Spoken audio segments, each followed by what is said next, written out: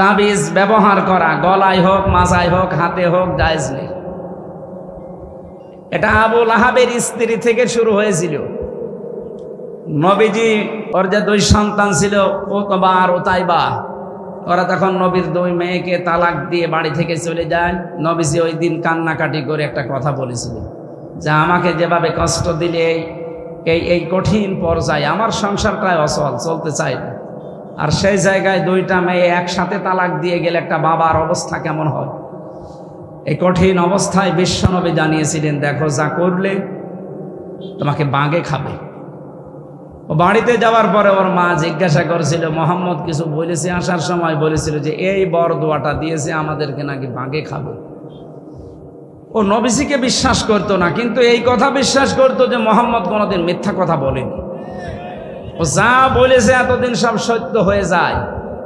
বাগে খাবে যখন বলেছে, এই কথার আর মিস্টেক নেই, সুতরাং সতর্ক থাকা লাগবে ছেলেকে নিয়ে। ও তখন ইয়ামেন দেশ থেকে, তাফসিরে লাহাবের তাফসিরে আছে ইয়ামেন অথবা সিরিয়া, এই 2টা দেশের এক দেশ থেকে এই যে তাবিজ যেটা বলা হয়, পাথর, এইগুলো নিয়ে নিজের ছেলেদের গলায়, হাতে, মাজায় এগুলো বেঁধে দিয়েছিল যে এইগুলো দিয়ে মোহাম্মদের বর দোয়া কাটানো যাবে। আমরা যারা করি এগুলো, তারা এই বিশ্বাসেই করি যে জিন ভূত পরি এগুলো যেন আমার সন্তানের কাছে না আসে, কারো চোখ না লাগে, নজর না লাগে, কেউ যদি জাদু টোনা না করে। এই জন্যই তো লাগায় নাকি? না, এটা লাগানো যাবে না। এর উত্তম পদ্ধতি সূরা নাস আর ফালাক, এই 2টা নাজিলই হয়েছে এই কারণে। বিশ্বনবীকেও জাদু করেছিল, উনি শুকিয়ে যাচ্ছিলেন। শেষ পর্যন্ত এই 2টা সূরা নাজিল হওয়ার পরে উনি আবার স্বাভাবিক অবস্থায় ফিরে আসেন। যেন আমরা যদি নিতে চাই রাসূলুল্লাহর কাছ থেকে নেব, তাবিজ আবু লাহাবের স্ত্রীর কাছ থেকে নেওয়ার দরকার নেই। এখন থেকে সকালে সন্ধ্যায় সূরা নাস আর ফালাক পড়ে নিজের শরীরে একটু ফৎকার লাগাবেন। কেউ যদি এরকম কিছু করে থাকে, জাদু টোনা, জিন পরি, ভূত যাই বলেন, কিচ্ছু কাজে লাগবে না, কোরআনের ইজ্জতে ইনশাআল্লাহ। 5 ওয়াক্ত নামাজের পরে যদি আয়াতুল কুরসি কেউ তেলাওয়াত করে, আর এর ভেতরে 10টা শিক্ষা আছে আল্লাহর সম্পর্কে, আল্লাহর 10টা ক্ষমতার কথা আছে আয়াতুল কুরসির ভেতরে। কেউ যদি বিশ্বাস করে প্রতি 5 ওয়াক্ত ফরজ নামাজের পরে পড়তে পারে, ও মরণের সঙ্গে সঙ্গে আল্লাহরে জান্নাত দিয়ে দেবে। সূরা ফাতিহা একবার 5 ওয়াক্ত নামাজের পরে মাস্ট বি, সময় পেলেই একবার পড়ে নেবেন। এটা দুনিয়ার যত রোগ আছে সব রোগের একমাত্র প্রধান ঔষধ সূরা ফাতিহা, এই জন্য শেফা বলা হয়। জোরে বলেন সুবহানাল্লাহ। আমরা শিরক থেকে মুক্ত থাকবো। 7টি গণা মানুষদেরকে পৃথিবী থেকে শান্তি দূর করে দেয়, তারে ধ্বংস করে ফেলে। এটা আবু হুরায়রা থেকে বর্ণিত। বিশ্বনবী বলেন, 7টা অপরাধ দুনিয়ায় যারা করে, এই মানুষগুলো থেকে আল্লাহ শান্তি তুলে নেয়, এদের ধ্বংস অনিবার্য। 1 নম্বরে যারা আল্লাহর সাথে শিরিক করে, 2 নম্বরে যারা জাদু টোনা করে, 3 নম্বরে যারা সুদ খায়। সুদের ছড়াছড়ি দেশে চলছে এখনো পর্যন্ত। এটা বন্ধ হওয়া ওয়াজের দ্বারা, এই মিলাদ মাহফিলের দ্বারা সম্ভব না। যতদিন পর্যন্ত এই দেশে যাকাত ভিত্তিক অর্থনীতি কায়েম না হবে, ততদিন সুদ বন্ধ করা সম্ভব না। এটা ওয়াজের দ্বারা বন্ধ হয় না, এটা আইনের দ্বারা বন্ধ হয়। এই জন্য আইন যদি তৈরি হয়, ইসলাম যদি দেশে আসে, যাকাত ভিত্তিক অর্থনীতি যদি কায়েম হয়, তাহলে সুদ থাকবে না। অনেকে বলে যে সুদ না হলে চলবে কি করে? যে সমস্ত দেশ ইসলাম মেনে চলে, তাদের দেশে ব্যাংকিং ব্যবস্থায় সুদ নেই, তারা চলছে কি করে? সুদের বিপরীত যেটা আল্লাহ দিয়েছেন, ওইটার নাম হচ্ছে যাকাত। নাম কি? এটা যদি কায়েম হয় এদেশে রাষ্ট্রীয়ভাবে, সম্পদ যাদের যেখানে যা আছে, বছরে বছরে আপনাকে যাকাত দেওয়া লাগবে। এটা রাষ্ট্রীয় কোষাগারে যাবে, ওখান থেকে দেশের গরিব যারা আছে যাকাত পাওয়ার যোগ্য 8 প্রকার মানুষ, তাদের বাড়িতে বাড়িতে পৌঁছিয়ে দেওয়া। এটা সোনালী যুগে যদি হয়ে থাকে ওমর ইবনে আব্দুল আজিজ রহমতুল্লাহ আলাইহি জামানায়, তাহলে এ জামানায় হবে না মানে? উনি যদি করতে পারে কোরআনে কারিমের এই যাকাত ভিত্তিক অর্থনীতির মাধ্যমে সুদ আপনি বন্ধ করেন, এটা জোরালো দাবি তোলা দরকার রাষ্ট্রীয়ভাবে, যেটা কায়েম হয়। যারা আছে হয়তো ওনারা এ সম্পর্কে করবে না বা এ বিষয়ে ভালো অভিজ্ঞও না।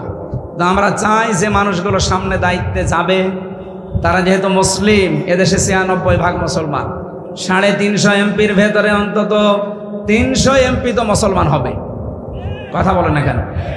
এ মুসলমানদের প্রধান দায়িত্ব, যদি ধ্বংস হতে না চান, নিজের ব্যক্তি সত্তা, পরিবার, সমাজ এবং রাষ্ট্রকে যদি ধ্বংসের হাত থেকে বাঁচাতে চান, সুদ নামক এই মহাজনকে বন্ধ করা লাগবে। আর এটা ওয়াজের দ্বারা, মিলাদের দ্বারা যেহেতু বন্ধ হয় না, এটা আইন লাগে। এই আইন পাশের মাধ্যমে আপনারা কাজ করবেন যারা সামনে যাবেন ইনশাআল্লাহ। তাহলে এ দেশে আমার আল্লাহ ধ্বংসের হাত থেকে আমাদের ঈমান, আমল এবং এই বাস্তবতাকে বাঁচাবেন। 4 নম্বরে যে মানুষগুলো মানুষ হত্যা করে, এটা যে 15.5 বছরে হয়েছে শুধু না, 53 বছরে চলতেছে। যে যখন আসে এই বিষয়টা গুরুত্ব দিতে চায় না, অথচ মানব হত্যা করা আল্লাহর কাছে এত বড় অপরাধ। সূরা মায়েদার 32-33 নম্বর আয়াত নাজিল করেছেন আল্লাহ। মান কাতালা নাফসাম বিগাইরি নাফসিন আও ফাসাদিন ফাকান্নামা কাতালান নাসা জামিআ। কোন মানুষ যদি বিনা কারণে একটা মানুষকে মেরে ফেলে, হত্যা করে, এ যেন তামাম দুনিয়ার সব মানুষকে মেরে ফেলল। আমান আহইয়াহা ফাকান্নামা আহইয়ান নাসা জামিআ। কেউ যদি কাউকে বেঁচে থাকার একটা অবলম্বন তৈরি করে দেয়, একটা কর্মজীবন বানিয়ে দেয়, তাকে বেঁচে ছেড়ে দেয় বাঁচার জন্যে, ও তামাম দুনিয়ায় মানুষকে বাঁচিয়ে দেওয়ার মতো সওয়াব পেল। সুতরাং আমরা মানুষকে মারব না, আমরা মানুষকে বাঁচাতে চাই। আজ হাজারো মানুষ আমরা মানুষের মাথার ওপরে বোঝা দিয়ে যাচ্ছি।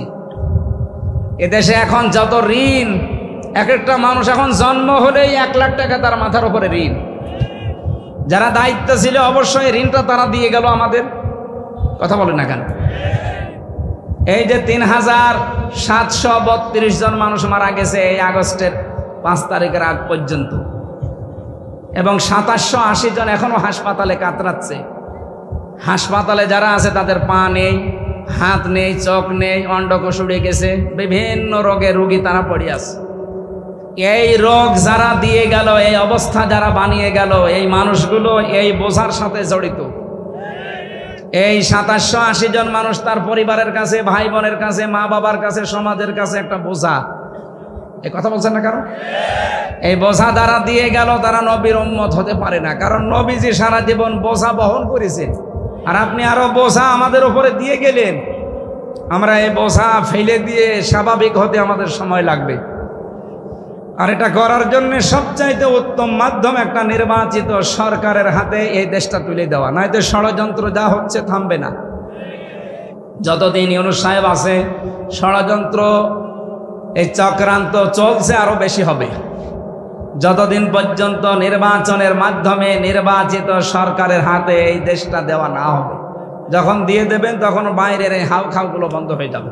আমরা আশা করি যারা দায়িত্বে আছেন খুব অল্প সময়ের ভেতরে সম্মানজনক একটা সময় নিয়ে তাড়াতাড়ি করে একটা নির্বাচিত সরকারের হাতে দেশটা তুলে দেবে। এই কথা বলছেন না কেন? মানুষ হত্যার সাথে যারা জড়িত ছিল, বিশেষ করে গণহত্যা, প্রতিটি হত্যার বিচার যদি দেশে না হয়, আগামীতে যারা আসবে তারা আরো ডবল করে হত্যা করবে। আমরা চাই এটা নির্মূল হয়ে যাক। কিয়ামতের আগে এই দেশে যেন অবৈধ হত্যা আর কেউ শিকার না হয়। কথা বলেন ঠিক কিনা? এটা অন্ধ হওয়ার জন্য বিচার দরকার। যে যেখানে প্রমাণ হচ্ছে যিনি হত্যার সাথে জড়িত, কোরআন অনুযায়ী দেশের যে প্রচলিত আইন আছে এটা অনুযায়ী বিচার করেন, ও এমনি দুনিয়া থেকে বিদায় নেবে। কারণ মার্ডার করলে তাকে মার্ডার করা লাগে, এটা রাষ্ট্রীয়ভাবে আইন প্রচার আছে, এটা করুক। হত্যা করলে এই দুনিয়া ধ্বংস হওয়ার পেছনে কারণ এই 4 নাম্বার। 5 নাম্বার কারণ হচ্ছে জিহাদের ময়দান থেকে পলায়ন করা। এদেশের মানুষ যে এই যুদ্ধের ময়দান থেকে পালায় না, প্রমাণ আমরা পেয়েছি। 71-এও পালায়নি, 24 সালেও পালায়নি। সামনে যদি আবার যুদ্ধ করা লাগে, এদেশের মুসলমানেরা পালাবে না। জালেমদেরকে বিদায় দিয়েছে, আবার যদি কেউ জুলুম করার জন্য আসে তাকে ওইভাবে বিদায় দেওয়া হবে। 6 নম্বরে ওই মানুষকে আল্লাহ ধ্বংস করে দেয় যারা সতী সাধবী নির্দোষ মানুষের উপর একটা তহমত লাগায়, বিশেষ করে নারীদের উপরে। বহু মানুষকে বিনা কারণে আন্দাজে উল্টাপাল্টা মামলা দিয়ে তার জীবনটা নষ্ট করে দিয়েছে এই বাকি সরকার। আমরা সামনে এই পুনরাবৃত্তি যেন না হয়। 7 নম্বরে গণার কাজ হচ্ছে ধ্বংস করে দেয় আল্লাহ তাদেরকে যারা দুনিয়াতে মা বাবার অবাধ্য সন্তান। আমি সহ যারা আছি আমরা যেন মা বাবার অবাধ্য হয়ে দুনিয়া থেকে বিদায় না নেই, তাহলে দুনিয়াও শেষ হয়ে যাবে, ধ্বংস হয়ে যাবেন আপনি আল্লাহর ভাষায়, আর আখিরাত তো আছে। আল্লাহ আমাদের হেফাজত করুন, বলেন আমিন। শান্তি পাওয়ার জন্য এই 7টা অপরাধ থেকে মুক্ত মাস্ট বি হওয়াই লাগবে। 1 নম্বরে শিরিক, 2 নম্বরে জাদু, 3 নম্বরে সুদ, 4 নম্বরে মানুষ হত্যা, 5 নম্বরে জিহাদের ময়দান থেকে পলায়ন করা, 6 নম্বরে সতী সাধবী, নারীর প্রতি মিথ্যা অপবাদ দেওয়া, জেনার তহমত দেওয়া, 7 নম্বর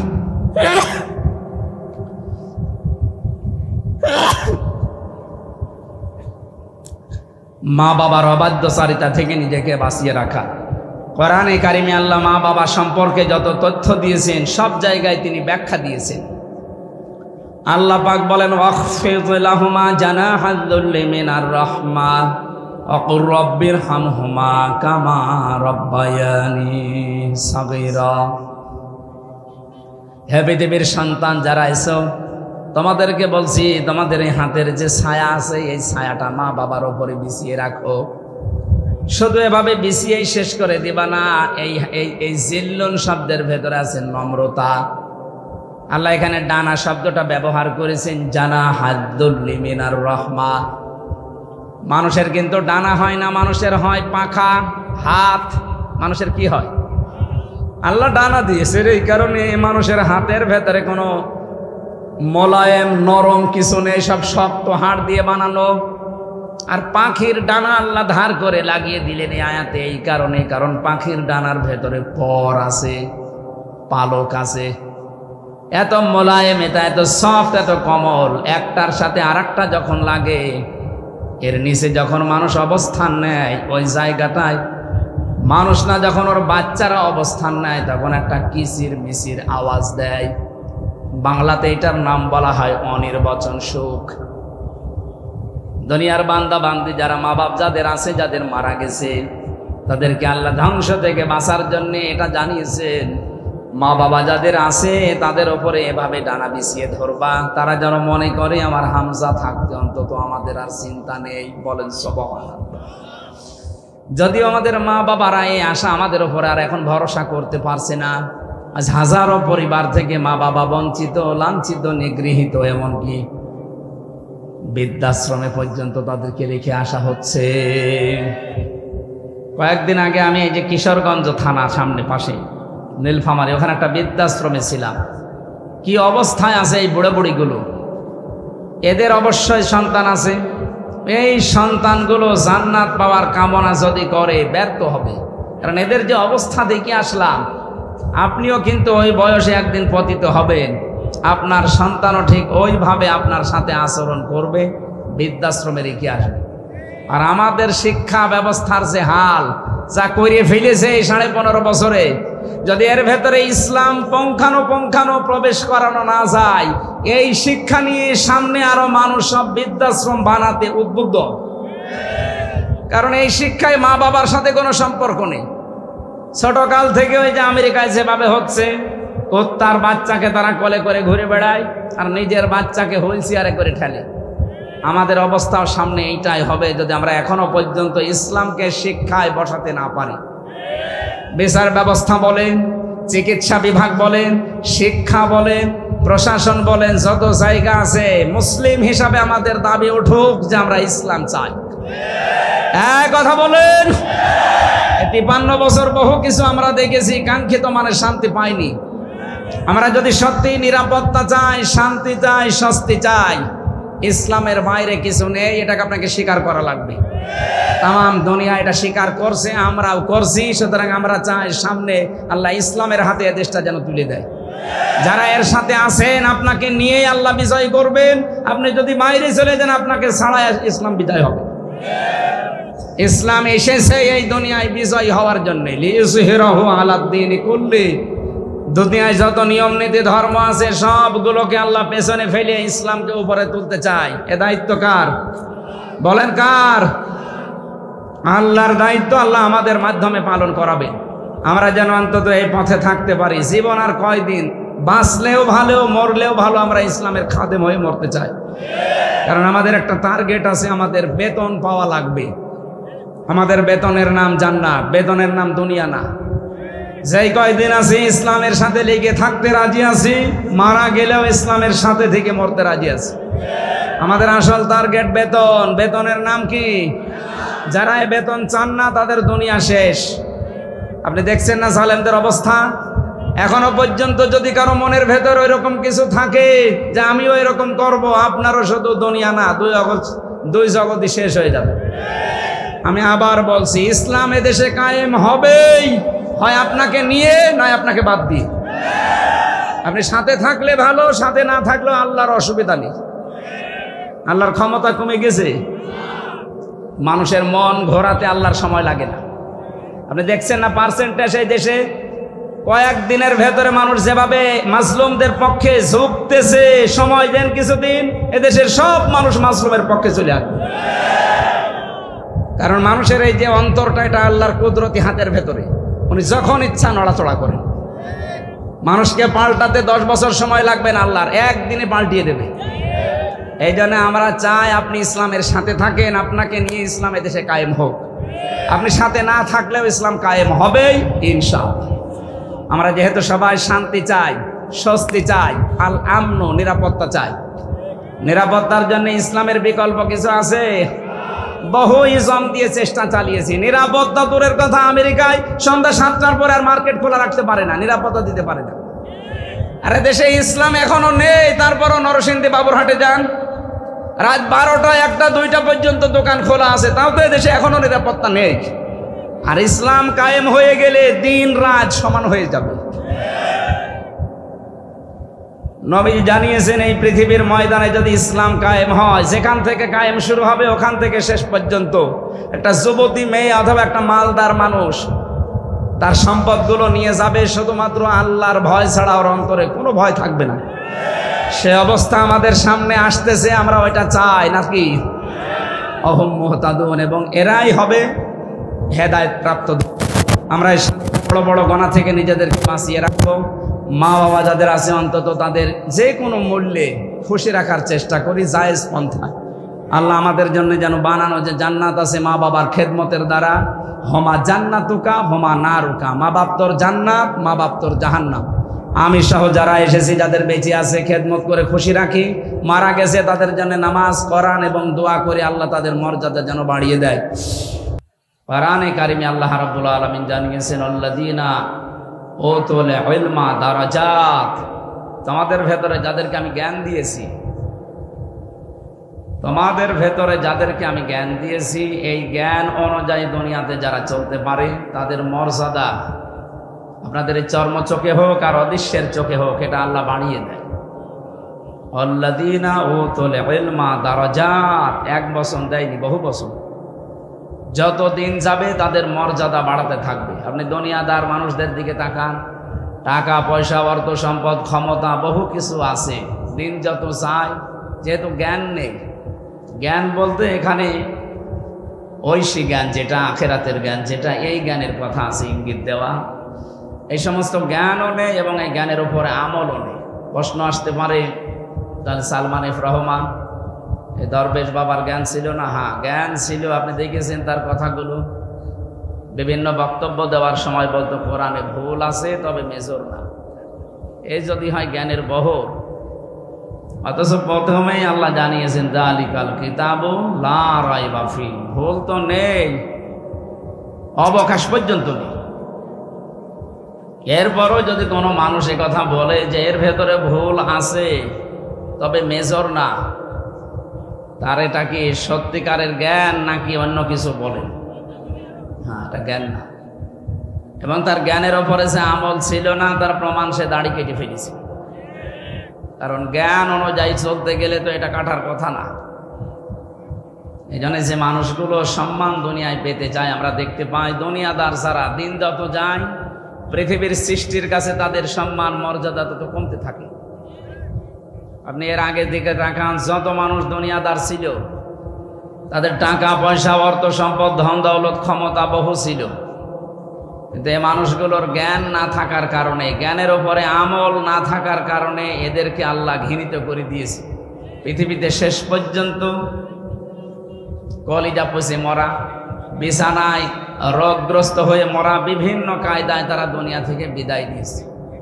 আর যাদের কাছে এলেম আছে, এলেম অনুযায়ী আমল আছে, এই মানুষগুলোর দিকে তাকান, তারা যত মুরব্বী হয় জ্ঞান অনুযায়ী তাদের আমল আরো বাড়তে থাকে। এই জন্য দুনিয়ার সৃষ্টির কাছে তাদের সম্মান মর্যাদা আল্লাহ আরো বাড়িয়ে দেয়। হেফাজতে ইসলামের সাবেক যিনি আমির ছিলেন মরহুম আল্লামা শাহ শফি আহমেদ শফি, এই লোকটা যত মুরব্বী হয়েছে তার ছাত্র যারা আছে দেশে বিদেশে সবার কাছে তার সম্মান বেড়েছে না কমেছে? শহীদ আল্লামা দেলাওয়ার হোসাইন সাইদি রহমতুল্লাহ আলাইহি বয়স যত শেষ তার সম্মান আল্লাহ তত বাড়িয়েছে। আমার মনে হয় এখনো যদি বেঁচে থাকতে তার সম্মান আল্লাহ আরো বাড়িয়ে দিত। এই জন্য সম্মান মর্যাদা পাওয়া যায় এলেম এবং ইমানের সাথে সম্পৃক্ত এই দুইটা বিষয়। ওয়ালিয়ালামাল্লাহুল্লাযীনা আমানু মিনকুম, আল্লাহ রাব্বুল আলামিন বলেন তোমাদের ভেতরে যারা ঈমান এনেছে আর যারা এলেম পেয়েছে এই মানুষগুলোর মর্যাদা আমি বাড়াতে থাকি। আজকের ময়দানে সবার নাম নিতে পারিনি, মন খারাপ করবেন না। যার যে যোগ্যতা আছে ঈমানের উপরে কাজকর্ম করে ঈমান অনুযায়ী, আল্লাহ যেন দুনিয়া আখিরাতে তাদেরকে সম্মান মর্যাদা বৃদ্ধি করে দেয়। সামনে বসা মুসলমান ভাইরা, পর্দার আড়ালের সম্মানিতা মা এবং বোনেরা, প্রশাসনের ভাইরা, প্রাণ প্রিয় ঠাকুরগাঁওবাসী, দরবার ইলাহিতে শুকরিয়া আদায় জানাই। শুকরিয়া আদায় করছি যিনি আমাদেরকে একটা স্বাধীন দেশ উপহার দিলেন। প্রশ্ন আসে আমরা স্বাধীন ছিলাম না? হ্যাঁ ছিলাম। স্বাধীন দেশে পরাধীন ছিলাম, কথা বলো না কেন? স্বাধীন দেশে পরাধীন থাকলে কেমন লাগে? এই যে ফিলিস্তিনের কাছে জিজ্ঞাসা করেন তো পরাধীনতা কি, কি অবস্থায় আছে তারা আজ। আমাদের অবস্থাও দিন দিন ওই দিকে যাচ্ছিল, কারণ পাশে যাদেরকে প্রতিবেশী পেয়েছিলাম এমন প্রতিবেশী ফিলিস্তিনের সাথে যা করছে ইসরায়েল আমাদের সাথে ওনারা তাই করত। আল্লাহ আমার মনে হয় দয়া করে হাতে ধরে আমাদের বাঁচিয়েছে। ষড়যন্ত্র এখনো থেমে নেই, এখনো চলছে। কাঙ্ক্ষিতভাবে যদি আমরা মোকাবেলা করতে এখনো না পারি, ব্যর্থ হই, বিশ্বাস করেন সামনে কিন্তু সময় আসতেছে আবার এই জালেমদের। গত কয়েকদিন আগে আমি কয়েকটা এসপি অফিসে গিয়েছিলাম। আমি গোপনটা বলতাম না, তারপরও সবাইকে সবার জ্ঞাতাপ্তে বলছি। উনি গোপন কিছু কথা আমাকে জানালেন। বললেন দেখেন 2 মাসের ভেতরে যদি এদেশে যারা মাজলুম ছিল এই 15.5 বছর, এরা যদি এখনো পর্যন্ত ছোটখাটো বিষয়গুলো ভুলে এক হতে না পারে, ও জালেম কিন্তু মায়েরে যেয়ে বসে নেই, ও ষড়যন্ত্র চালাচ্ছে। কারণ আমি নিজে তার দায়িত্বে ছিলাম 6 বছর, ওর গোপন বিষয় আমি সব জানি। এই জন্য আমরা মাজলুম যারা, সে যে দলের লোক হোক, ওই 14 দল বাদ দিয়ে সব আমরা মাজলুম। এই কথা বুঝতেছে? 14 দল বাদ দিয়ে ওই জালেম এবং জালেমদের দোসর বাদ দিয়ে সব আমরা মাজলুম, সে যে দলের লোক হোক। ওনাদের একটা গোলামি দল ছিল, সে দলকে শুনলাম এখন জনগণ পিটাচ্ছে। ও কপালে যা আছে তাই হোক। কিন্তু আমরা যারা মাজলুম, আমার সাথে বিএনপির এক ভাই ছিল, 313টা মামলা তার। আমার 2 মামলায় আমার জীবন শেষ হয়ে যাচ্ছে, আর তার 313টা মামলা। বড়গোনায় বাড়ি, জেলা বিএনপির সহকারী সেক্রেটারি ছিল, যুগ্ম সম্পাদক। এই লোকটার 313টা মামলা। বলেন তো, কারো বিএনপির নেতাদের আমি পেয়েছি 500, 550 পর্যন্ত মামলা দেওয়া আছে। আপনাদের মহাসচিবেরও মনে হয় 183টার উপর। বলে না, মাজলুম দল হিসাবে এই দেশে পরিচিত এবং সবচাইতে বেশি যারা জুলুমের শিকার আমরা জানি বাংলাদেশ জামাত ইসলাম। এটা স্বীকার করাই লাগবে, কারণ এটাই বাস্তবতা। তাদের যত মানুষ গুম হয়েছে, খুন হয়েছে, আমার চোখের সামনে থেকে 2টা ভাই চলে গেল, আজ পর্যন্ত ফিরে আসেনি। আমার ভার্সিটির ওয়ালিউল্লাহ এবং মুকাদ্দাস, আজ 10 বছর হয়ে গেল, এখনো কেউ জানি না যে বেঁচে আছে না মারা গেছে। এখানে এত গ্যানসাম করলে হবে না, যেভাবে আছে থাক। হ্যাঁ, তাড়াতাড়ি করুন, তাড়াতাড়ি করুন। চেয়ার লাগবে না, চেয়ার লাগবে না, এখানে দিয়ে রাখেন তো। আমার ঘাড় যদি ঘেমে যায় তাহলে আবার অসুস্থ হয়ে যাবে। এমনিতেই মানে প্রাণ লাগছে। সে সকাল 9টা থেকে মানে ভেঙে যাচ্ছে আমার ঘাড়। মাহফিলগুলো বললাম যে কিছুদিন একটু অফ রাখেন, অন্তত 15-20 দিন, কিন্তু আপনারা তো ছাড়েন না, আমিও পারি না। আল্লাহু আকবার। এভাবে জোর করে ইমামতি হয়? যাই হচ্ছে আমার গা যেন ঘামে না, যা করবেন করেন, দরকার পেছনে বাতাস দিয়ে না থাকে, এভাবে থাক থাক যান, আপনারা যান, যেভাবে আছে থাক, ওর অবসর একসাথে হয়ে গেছে। ঠিক আছে, দরকার বসেন, যারা দাঁড়িয়ে আছেন একটু একেবারে 1 ঘন্টার সময় নেব। হ্যাঁ হ্যাঁ, ওটা জানি। বসেন বসেন, যারা বসেন। ঠাকুরগাঁওবাসী 8,500-এর উপরে জীবন দিয়েছে। আজকের একটা তথ্য পেলাম আমি তারেক জিয়া সাহেবের পিএস এর সাথে ছিলাম 3টা বছর এক ঘরে জেলখানায়। অপু ভাই মানে কয়েকদিন আগে, কিছুদিন আগে বের হয়েছে, বলছিল যে 8,500-এর উপরে এই জাতীয়তাবাদী দলের মানুষগুলো মানুষের অধিকার আদায় করার জন্য তারা হারিয়ে গেছে, গুম হয়েছে, মারা গেছে। এখনো পর্যন্ত উনি বাইরের দেশে যে ছড়াচ্ছে, যিনি পালিয়েছে, যে আমরা নির্বাচিত সরকার ছিলাম, এত বড় মিথ্যা কথা আপনি বলতে পারছেন? আর ওনার এই কথা শুনে সারা পৃথিবীর মুসলমানদের প্রকাশ্য শত্রু ট্রাম্প, এ শয়তান কালকে বিবৃতি দিয়েছে, দেখেছেন যে বাংলাদেশে নাকি সংখ্যালঘু নির্যাতন হচ্ছে, গণহত্যা হয়ে গেল। ওর মুখে কোনো কথা পেয়েছেন আপনি? 2006 থেকে এ পর্যন্ত যত মানুষ মারা গেছে সব কিছুর পেছনে হাসিনা দায়ী। ডাইরেক্ট বলেন আর ইনডাইরেক্ট বলেন।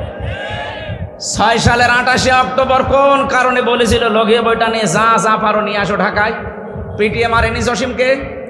শুধু মেরে শেষ করে দিয়েছে, লাশের উপরে ড্যান্স দিয়েছে। পৃথিবীর ইতিহাস পাল্টিয়ে ফেলেছে মহিলা। তাম দুনিয়ায় 6 জন মানুষের নাম ঘৃণার তালিকায় লেখা আছে, আপনি গুগল চার্জ দেন, তার ভেতর হাসিনার নাম আছে। কয় খালেদার নাম তো নেই। এই মহিলার নাম কোন কারণে? কি আমরা বাংলায় বানিয়ে দিয়েছি? তার কর্মকাণ্ড দেখে এমনি এমনি তো ওরা বানায়নি। 6 জন মানুষের ভেতরে ওর নাম আছে, আরো একজন আছে যার সাথে বিয়ে হওয়ার কথা। ঠিক আছে, এই যে এই মানুষগুলোর নাম জালেমদের তালিকায় লিখা, অত্যাচারী মানুষের তালিকায় লিখা, এটা কি আমরা বানিয়ে দিয়েছি? আপনি এখনো পর্যন্ত মিথ্যা ছড়িয়ে যাচ্ছেন যে আমরা নির্বাচিত ছিলাম। মিথ্যা কথা বলার একটা লিমিট থাকে। নির্বাচিত হয় মানুষ নির্বাচনের মাধ্যমে। 15.5 বছর তো নির্বাচনই ছিল না।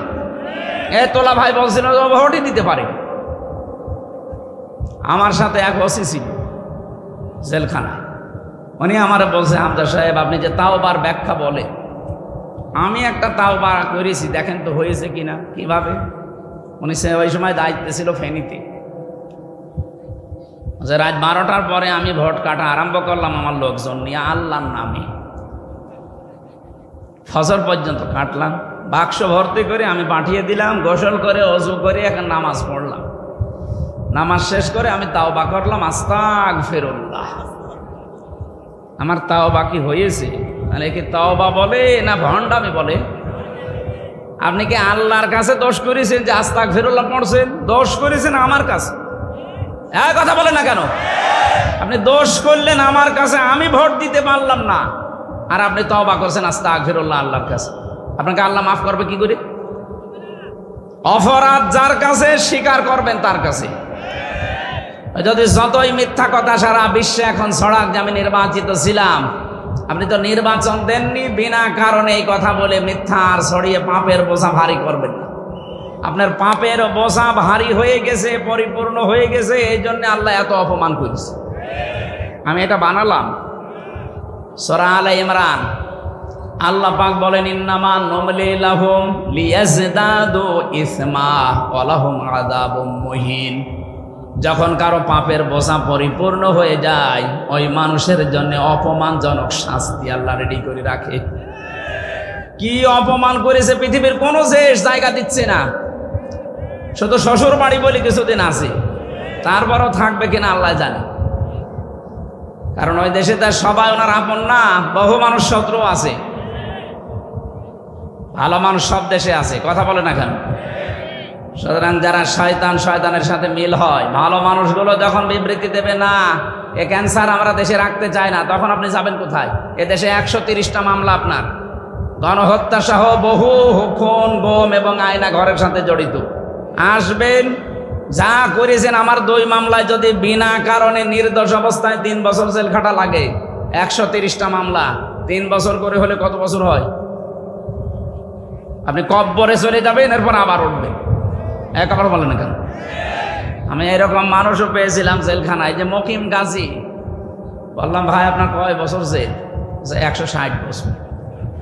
160 বছর মানুষ বাঁচে, তার মানে ও কবরে যাবে, এরপর আবার জিন্দা হয়ে বাকি জেল কেটে দেবে। উনি গণহত্যার সাথে জড়িত, এটা স্বীকার করতে রাজি না। তামাম দুনিয়া এখন জানতেছে। যেটা বানিয়েছিলেন আন্তর্জাতিক অপরাধ ট্রাইব্যুনাল, যদিও আন্তর্জাতিক মান ছিল না, ওনার বানানো জিনিস দিয়ে এখন ঠিক ওইভাবেই বিচার করা হচ্ছে, অলরেডি আরম্ভ হয়ে গেছে। আল্লাহ ছাড় দেন, ছেড়ে দেন না। আর যে দালালগুলো এতদিন দালালি করেছে, এই যে ব্যারিস্টার সমন, ওর নামের আগে ব্যারিস্টার লাগালে মনে হয় গোনা হবে। এটা জ্ঞান পাপী, এটা বিশ্ব শয়তান একটা। কোরআনের পাখি আল্লামা দেলাওয়ার হোসাইন সাইদিকে বিপদে ফেলার জন্য যত মানুষ কাজ করেছে তার ভেতরে একটা। আলেমদের তালিকা করতো, এই যে কালামানিক বিসি উড়ে গেছে, ওই 116 জনের টার্গেট করেছিল আলেমদের, তার ভেতরে আমার নামও দিয়েছে। এখন ওর নামে আল্লাহ টার্গেট তালিকা করে দিয়েছে। পিটাচ্ছে জনগণ, বাইরে পেলে আমার মনে হয় এখন তো ডিম মারছে, পচা ডিম, বাইরে পেলে পিটিয়ে মেরে ফেলবে। এই জন্য আমাদের সাফ কথা, এটা আমরা পরাধীন ছিলাম। 14 জায়গা না 18 জায়গা 20 জায়গা একটা অনুমতির সিস্টেম বানিয়েছিল ওরা। আল্লাহ সব কিছুর শিকল ছিন্ন ভিন্ন করে আমাদেরকে একটা সত্যি স্বাধীন দেশ দিয়েছে। এটা টিকিয়ে রাখা লাগবে এই মাজলুমদের। মির্জা আব্বাস গত 3 দিন আগে এই ঘোষণায় দিয়েছে, জীবনে যদি কিচ্ছু না পায়, অন্তত যে জালেম বিদায় নিয়েছে, এইটাই আমার জীবনের সফলতা। আমরা আর যাই করি, যারা আছি এদেশে এসে, জামাত বলেন, বিএনপি বলেন, আর ইসলামী যারা, সব মিলিয়ে আমরা দেশটা সাজাবো, শুধু জালেম বাদ দিয়ে। কারণ জালেমদের জন্য নেতৃত্ব দেওয়া যায় না। এটা আমি বানালাম নাকি?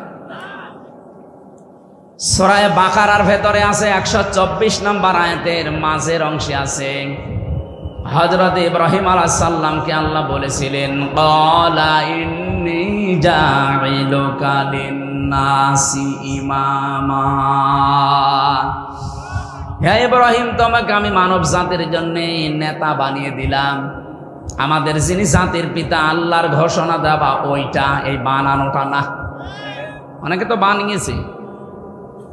জাতির পিতা ইব্রাহিম নবী দোয়া করেছিলেন, আল্লাহ আমার সন্তান, আমার স্ত্রী যেখানে আছে এই জায়গাটা তুমি গোশত আর দুধ দিয়ে পরিপূর্ণ করে দিও। হাজার হাজার বছর আগের দোয়া আপনি খেয়াল করেন।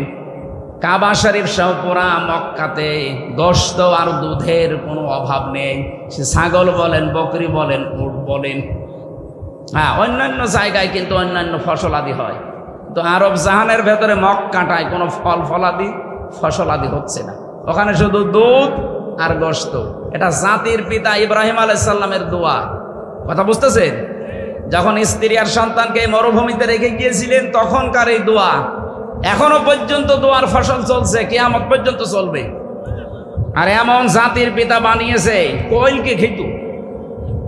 মুসলমান বলে জাতির পিতা বাঙালি, জাতির পিতা কোয়েলকে খায়। আর আমাদের জাতির পিতা বানিয়েছে কে? মিল্লাতা আবিকুম ইব্রাহিম হুয়া সাম্মাকুমুল মুসলিমিন। তোমাদের জাতির পিতার নাম ইব্রাহিম আলাইহিস সালাম, কারণ তিনি তোমাদের বাবা হিসাবে নাম রেখেছেন মুসলমান। বাবা হিসাবে 11টা দায়িত্ব পালন করা লাগে সন্তানের উপরে। কয়টা বলেন না কেন? প্রথম নম্বরে সন্তানের একটা নাম রাখা লাগে। আমরা এমন বাবা পেয়েছি যে আমাদের নামও রেখেছে একটা অর্থবোধক নাম, মুসলিম, আত্মসমর্পণকারী। আমরা যার তার সামনে মাথা নোয়াই না, আত্মসমর্পণ করি না, করি শুধু আমাদের মালিকের সামনে। এই কথা বলেন। এখান থেকে একটা শিরক দূর করা লাগবে। আল্লাহর সামনে বাদ দিয়ে পৃথিবীর কারো সামনে মাথা নত করা, কারো সামনে নত হওয়া জায়েজ নেই, সে যেই হোক। এই জন্য আমরা সব কাজের আগে পরে এই কথাটা বলি, আল্লাহু আকবার। আপনি নামাজ শুরু করবেন আল্লাহু আকবার দিয়ে, শেষও করবেন আল্লাহু আকবার দিয়ে। যদিও আমাদের বাংলাদেশ, ভারত আর পাকিস্তানে একটা বিষয়, একটু ঝামেলা আছে। আমি যে আয়াত আজকে পড়েছি, এর এক আয়াত আগে একটা আয়াত আছে, 2 আয়াত আগে একটা আয়াত আছে, যেটা জায়নামাজের দোয়া বলে অনেকে পড়ে। ইন্নী ওয়াজ্জাহতু ওয়াজহিয়া লিল্লাযী ফাতারাস সামাওয়াতি ওয়াল আরদা হানিফা ওয়া মা আনা মিনাল মুশরিকিন। এটা জায়নামাজের দোয়া নয়, এটা কোরআনের আয়াত। সূরা আনআমের ৭৯ নম্বর আয়াত। এটা পড়ার নিয়ম সুন্নাত কায়দা হচ্ছে তাকবীরে তাহরিমা বলার পর ইন্নী ওয়াজ্জাহতু পড়বেন। আমরা আগে পড়ে তারপরে আল্লাহু আকবার বলি, কারণ নামাজ শুরু হবে তাকবীর দিয়ে, আর তাকবীর কি দিয়ে দেয়? এই জরবান করেন না কেন? আর নামাজ শেষ হবে সালাম দিয়ে। নামাজ শেষ আল্লাহু আকবার তাকবীর দিয়ে শুরু, সালাম দিয়ে শেষ। এরপরে যদি কেউ দোয়া করে, বিভিন্ন মাসনুন দোয়াগুলো আছে, আপনি পড়তে পারেন, হাত তুলে করেন আর হাত ছেড়ে দিয়ে করেন, এটা আপনার ব্যাপার। কিন্তু নামাজ শুরু করা লাগবে কি দিয়ে বলেন তো? যারা এই যে ইন্নী ওয়াজ্জাহতু ওয়াজহিয়া লিল্লাযী দিয়ে শুরু করেন, আপনার সুন্নাত হয় না। হ্যাঁ, আপনি সওয়াব পাবেন তেলাওয়াত করলে, প্রতিটি অক্ষরে 10টা করে নেকি হবে, কিন্তু সুন্নাত আদায় করতে হলে অবশ্যই আপনাকে তেলাওয়াত করা লাগবে, এটা আল্লাহু আকবার বলার পর। কারণ পৃথিবীর প্রত্যেকটি কাজের ভেতরে সুন্নাতে বরকত আছে, সুন্নাতের বাইরে কোনো বরকত নেই। এখানে যারা আছেন অনেকে ছেলে মেয়ে হওয়ার পরে আকিকা দেয় না, এই এলাকায় আকিকা বন্ধ হয়ে গেছে। আকিকা দেওয়ার সুন্নাত নিয়ম হচ্ছে সন্তান জন্মের 7ম দিনে। অনেকের বাবা হয়তো বিদেশে আছে, জন্মের সময় ছিল না, অথবা বাইরে আছে ব্যবসায়িক কাজে, ও মনে করে বাবা যেই দিন আসবে সেই দিন আকিকা দেব, সে 15 দিন হোক আর 45 দিন হোক। না, এটা নিয়ম না। আপনার সুন্নত মেনে চলতে হলে এই 7 দিনের ভেতরে আপনাকে দেওয়া লাগবে, পরে দিলে আপনার আদায় হবে, কিন্তু সুন্নাত হবে না। কথা বুঝতেছেন? ওই বাবা থাকা লাগবে আকিকার দিন, এইটা তো সুন্নাত না। 7 দিনে আকিকা দেওয়া সুন্নাত। এই সুন্নাতগুলো জীবনে আমরা আমল করি, তাহলে ইন্নী ওয়াজ্জাহতু ওয়াজহিয়া লিল্লাযী, এটা আজকে থেকে পড়বেন আল্লাহু আকবার বলার পর। কথা মনে থাকবে? হযরত ইব্রাহিম আলাইহিস সালামের কথা বলছিলাম। এমন একটা সুন্দর অর্থবোধক নাম তিনি আমাদের জন্য দিয়েছেন, মুসলিম হুয়া সাম্মাকুমুল মুসলিমিন। তোমাদের নাম তিনি রেখেছেন মুসলিম বা মুসলমান। হযরত ইব্রাহিম সঙ্গে সঙ্গে ওই দিন আল্লাহকে বলেছিলেন, রব্বুল আলামিন, তুমি যে আমাকে মানব জাতির নেতা বানিয়ে দিলে, ক্বালা ওয়া মিন যুররিয়াতি, এটাকে শুধু আমি পেলাম না, নেতৃত্ব দিতে হলে তো বিভিন্ন কোয়ালিটি লাগে, গুণ লাগে। কোরআন শরীফের ভেতরে আমি 27টা গুণ পেয়েছি। কেউ যদি নেতা হতে চায়, আর আমাকে রাগ হয়ে গেল না? আপনাদের মন খারাপ হয়ে গেল? মনে বলছিলেন না আব্দুল হাকিম সাহেব যে আমার দায়িত্ব পৌঁছিয়ে দেওয়া, আমা আলাইনা ইল্লাল বালাগ। এখন আমাকে তো পৌঁছিয়ে দেওয়া লাগবে। যদি আপনার মন খারাপ হয়, আমি তো এই আয়াত বাদ দিয়ে দেব। এই বলতে পারি আমি, মানবেন না মানবেন ওটা আপনার বিবেকের ব্যাপার। 27টা কোয়ালিটি বলা তো। আজকে তাফসির মাহফিলে আয়াতও পড়েছি, একটা আয়াতের উপরে তাফসির করতে হলে সময় লাগে, আর যে কন্ডিশন কত দূর যাবে আল্লাহ ভালো জানি। কালকে আমার মাহফিল আছে ঠাকুরগাঁও গড়িয়া ফাজিল মাদ্রাসায়, ওখানে রাত 9টা থেকে আলোচনা আছে। দরকার হয় 27টা কালকে বলি, আজকে আমরা তাফসিরে যাই। প্রথম হচ্ছে ইব্রাহিম নবী বলেছিলেন, আমি কি নেতৃত্ব দিতে এই একাই পেলাম দায়িত্ব, নাকি আমার সন্তানাদি কিয়ামত পর্যন্ত তো আসবে, তারা পাবে না? আল্লাহ পাক জবাব দিয়েছেন সঙ্গে সঙ্গে, ক্বালা লা ইয়ানালু আহাদিস যালিমিন। হে ইব্রাহিম, তোমার সন্তানাদি কিয়ামত পর্যন্ত যারা আসবে তারাও নেতৃত্ব দিতে পারবে, নেতা হতে পারবে, কিন্তু যারা জালেম তাদের জন্য কোনো ওয়াদা আমি আল্লাহর নেই। এই যে ইয়ানালু, এটা মোজারে, বর্তমান, ভবিষ্যৎ, প্রেজেন্ট, ফিউচার। আল্লাহ জানিয়েছেন ওই দিন থেকে কিয়ামত পর্যন্ত আমরা যারা ইব্রাহিমের সন্তান দুনিয়ায় আসব, যদি জালেম কেউ হয়ে যায় তার জন্য নেতৃত্ব দেওয়া, নেতা হওয়া জায়েজ নেই, কারণ এটার সাথে আল্লাহর কোনো ওয়াদা। আরো জোরে বলে। অথচ 15.5 বছরের দিকে তাকান, সে যত বড় জালেম ছিল সে তত বড় দায়িত্ব ছিল। আপনি কি মনে করছেন যারা যায় না ঘরের সাথে জড়িত এরা জালেম না? এক কথা বলুন। কাউন্টার টেররিজমে মাটির নিচে ঘর আছে, ওখানে যারা জড়িত সবগুলোই জালেম। এখন যদি বলেন না উনি চাপে পড়ে করেছে, কোন মানুষ যদি জানে যে কেউ জালেম জানার পরও তার সাথে যদি কেউ সাপোর্ট করে, সহযোগিতা করে, তাকে যদি মেনে নেয়, আমার নবী বলেন সে আমার উম্মত থেকে বের হয়ে যায়। সুতরাং 1628টা চেয়ার ছিল এই দেশে, মেন চেয়ার। এটা না, যিনি পালিয়ে গেছে তারটা এবং ওই চপ্পু মিয়ারটা সহ 1628টা চেয়ারের প্রতিটি চেয়ারে আপনি হিসাব করে দেখবেন প্রত্যেকটি চেয়ারে যারাই ছিল সবগুলো জালেম। এগুলো বিদায় নেওয়ার এখনো শেষ হয়নি, এখনো 100 জনের 65 জন বিদায় হয়েছে, 35 জন এখনো আছে। আমরা চাচ্ছি যিনি দায়িত্বে আছেন অন্তর্বর্তীকালীন সরকারে যত তাড়াতাড়ি পারেন এই জালেমদেরকে চেয়ার থেকে মুক্ত করেন। এক কথা বলেন না কেন? এগুলো মুক্ত না হলে নির্বাচন দিয়েও কাজ হবে না। শয়তানরা আর এক দুর্বিসন্ধি আটবে, ওদের মায়ের সাথে, ওদের বুবুর সাথে, ভাবির সাথে পরামর্শ করে। কারণ গোপনে গোপনে দেখছি মাঝে মাঝে নিজেরা মোবাইল করে, নিজেরাই রেকর্ড করে, নিজেরাই এডিট করে, নিজেরাই ছাড়ে। তাছাড়া আপনি হিসাব করতে পারেন ঠাকুরগাঁও এই হরিপুর ইউনিয়নের 100 জন ওই জালেমদের সদস্য ছিল, তার ভেতরে 51 নম্বর যে তার কাছে কল দেয় দিল্লি বসে বসে, ওরা জীবনে নাম শুনিস? এই সমস্ত দৃশ্যগুলো দেখে বোঝা যাচ্ছে যে এগুলো আসলে মোবাইলে আসল কল না, ওরা আগে থেকে লাইন করে রাখে, নিজেই কল দেয়, নিজে এগুলো রেকর্ড করে, নিজে আগের থেকে সব ফেসবুকে লিখে বলে দেয়, আইডিতে লিখে বলে যে আমি এইভাবে এইভাবে বলবো, জনগণের ভেতরে যেন একটা আতঙ্ক তৈরি হয়। তুমি থাকো ডালে ডালে, দেশের জনগণ এখন থাকছে পাতায় পাতায়। কত রকমের রাডার আছে দেশে, আপনি টেরও পাননি। আমি তো রিমান্ডে অনেকগুলো দেখেছিলাম গোপনে। বাস্তবতায় এই আপনি কোনো ষড়যন্ত্র করে আর সফল হতে পারবেন না, কারণ পৃথিবীর নিয়মই এইটা। কোনো জালেম, কোনো স্বৈরাচার পালিয়ে যাওয়ার পর আবার ফিরে এসেছে, এটা পৃথিবীর রেকর্ডে নেই। এই কথা বলেন না কেন? তাহলে লক্ষণ সেল আবার ঘুরে আসতো, এসেছে 850 বছর হয়ে গেল, আজও আসেনি। বছর না, এ 1550 বছর পরও দেখবেন যে আর আসবে না। আর পেতার দ্বারা যদি কেউ আসে, দু একটা, জনগণ যে অবস্থায় আছে এই মাজলুমদের সামনে পড়লে পিটিয়ে মেরে ফেলবে, কোনো বিচারও লাগবে না।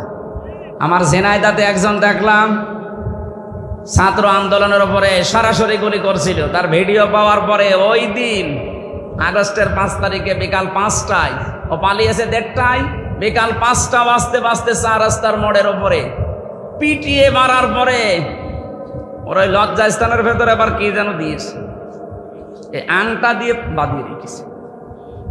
জনগণ যাচ্ছে আর জুতা নিক্ষেপ করছে। কোরআনে পড়েছিলাম যে আযাব মুহিন, পাপ যখন পরিপূর্ণ হয়ে যায় তখন তাকে নিকৃষ্ট আযাব আল্লাহ দেয়। এর সচক্ষে আমরা 5 তারিখের পর থেকে অনেকগুলো দেখতে পাচ্ছি। এদের এত অপমান করবে এরা ধারণাও করে না। আরে হয় আমরাও তো জেলে গিয়েছি, আমাদের অবস্থা যা ছিল, এই যে তোলা ভাই বলছিল না, অপমান আমাদেরও করেছে, কিন্তু মানুষের ভেতরে একটা সিম্পিতি পেয়েছি, তারা কান্নাকাটি করতো। সিএমএম কোর্ট থেকে যখন আদালত পর্যন্ত নিয়েছে তো মাথায় দড়ি দিয়ে, এই পিজন ভ্যানে যখন কাশিমপুর কেন্দ্রীয় কারাগার থেকে নিয়ে আসতো আদালতে, গাছে মাঝে মাঝে সোলো হতো গাড়ি, পেছনে দেখতাম কিছু মহিলা বোরকা পরা, বোরকা ছাড়া, পর্দা করে না কিন্তু আলেম ভালোবাসে, এরা দেখতাম পেছনে দৌড়াতো। আর আমার এই মামুনুল হককে ডাক দিয়ে বলতো, হুজুর কোনো চিন্তা নেই, আর যে মামলা দিয়েছে সব মিথ্যা, সারা দুনিয়া জানে। আর এর যে মামলা দেখছে এ শয়তানও বিশ্বাস করে না, এখনো মামলা ভালো করে হয়নি, আরো দেওয়া দরকার। সম্মানিত ভাইরা, যেন আমরা যারা জেল খেটেছিলাম সম্মানের সাথে, যদিও জালেমরা কষ্টে রেখেছিল, কিন্তু ওরা যা জেল খাটতেছে অপমানের সাথে, শুনতেছি নাকি ভেতরে অনেক জামাই আদর হচ্ছে। এটা যদি বাইরে ফ্ল্যাশ হয়ে যায়, কারাগারের দায়িত্বে যারা আছেন জনগণ কিন্তু জুতা পিটা করবে। আমাদেরকে আপনি পচা ছোলা দিতেন, আর শয়তানের নাকে শুনছে বাড়ি থেকে খাবার আসতেছে। এখনো বললাম না 35 জন আছে জালেমদের দোসর বিভিন্ন চেয়ারে, এরা এগুলো দুর্বিসন্ধি করছে। এই জন্য চাই সংস্কার যখন আরম্ভ হয়েছে, একটা জালেমও যেন এই দেশে চেয়ারে না থাকে, কারণ জালেমদের জন্য নেতৃত্ব দেওয়া, চেয়ারে থাকা জায়েজ নেই। এ ঘোষণা কার? আল্লাহর কথা মানা যাবে না। আমরা চাই এরা সব বিদায় নিক। আমরা মাজলুমরা কোনো দল নেই, মাজলুমদের দল একটাই। কথা বলেন না কেন? 14 দল বাদ দিয়ে বাকি যা আছে আমরা সব মাজলুম। আর আমাদের দল কয়টা? যেভাবেই হোক দেশটা দাঁড় করানো লাগবে। ওর দুর্বিসন্ধি যা করছে সব আল্লাহ নস্যাৎ করবে, আমাদের বিশ্বাস আছে। লিয়াজজিয়াল্লাযীনা আসাউ বিমা আমিলু ওয়া ইয়াজজিয়াল্লাযীনা আহসানু বিল হুসনা। সূরা নজমের ভেতরে আছে ভালো কাজ করলে ভালো ফল পাওয়া যায়, মন্দ কাজ করলে তার মন্দ ফল আল্লাহ দান করে। আমরা আজকে কোরআনে কারিম থেকে কিছু গুরুত্বপূর্ণ তথ্য আছে আজকের তেলাওয়াতকৃত আয়াতে, আমি আমার ঈমান থেকে বলবো, আমরা যেন মেনে নিতে পারি। বলেন আমিন। দরুদ আর সালাম পাঠ করে সূরা নাম, কোন সূরা বললাম? 165টা আয়াত আছে, 20টা রুকু আছে, মাত্র একটা আয়াত পড়েছি। আমাকে আল্লাহ যতটুকু জ্ঞান দিয়েছে কোরআনের এই মেধার ভেতরে, এই একটা আয়াতে যত তথ্য আছে, আমার এর ভেতরে প্রায় 70 পৃষ্ঠা নোট করা আছে এই একটা আয়াতের উপরে। যত কথা আমি জানি আয়াত থেকে তাফসীর আকারে আমরা বলার চেষ্টা চালাচ্ছি। ওমা তাওফীকি ইল্লা বিল্লাহ। বলেন আউযু বিল্লাহি মিনাশ শাইতানির রাজীম, বিসমিল্লাহির রহমানির রহিম।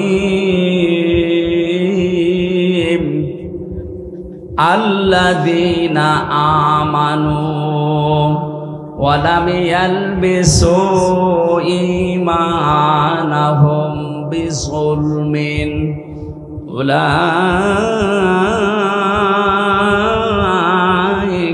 লাহুমুল আমনু ওয়া হুম মুহতাদুন।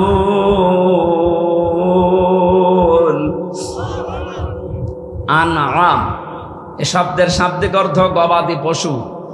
কি বললাম বলেন তো? গবাদি পশুর নামে আল্লাহ একটা সূরা দিয়েছেন, তার 2-4 আয়াত 5 আয়াত না, 165টা আয়াত আছে। প্রায় সূরার ভেতরে 27টা বিষয়ের আলোচনা পেয়েছি আমি।